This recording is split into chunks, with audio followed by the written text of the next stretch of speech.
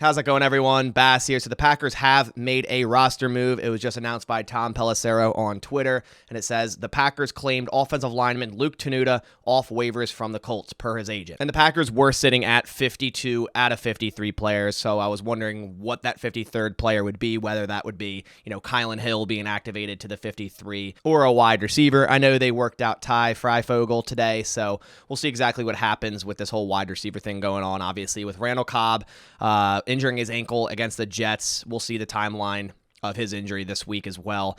Christian Watson pretty much, being out for the foreseeable future, maybe even, getting placed on IR. And then Sammy Watkins still being on IR. I believe he can be activated this week, though. But the Packers wide receiver room is super thin. But as for their claimed offensive lineman, Luke Tenuta, he actually was a 6th-round draft choice from this year's draft to the Buffalo Bills. The Bills released him after preseason. He was then claimed by the Indianapolis Colts, released 2 days ago, and the Packers put in a waiver claim for him. He went to college at Virginia Tech, where he started a total of 26 games. His senior year, he started 11 games at the left tackle spot. Tenuta is another really big offensive tackle, 6'8", 319 pounds, 32 7/8 inch arms. So just like Caleb Jones, they have 2 really, really big offensive tackles on this roster now. And considering they put in a waiver claim for a guy that plays mainly left tackle, they already have Caleb Jones, who's been inactive every game. He's been on the 53-man roster. But this begs the question, if they're finally going to put Yosh Nijman at that right tackle spot next week, after David Bakhtiari basically played the entire game last week,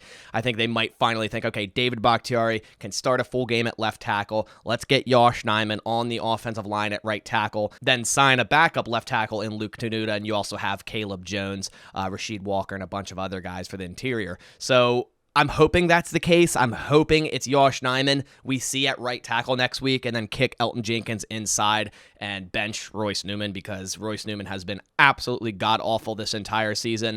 It seems like every game he's giving up 4+ pressures, and last week was no different. Last week was horrible for the entirety of the offensive line outside of David Bakhtiari, and the Packers were pretty much pressured every single play. They couldn't even stop a stunt rush.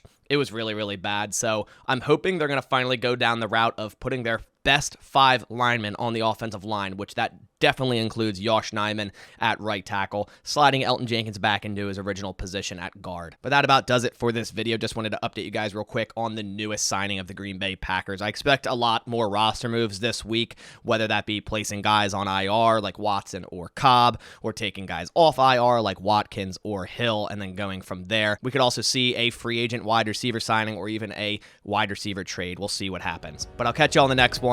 Thanks for watching, and as always, go Pack Go.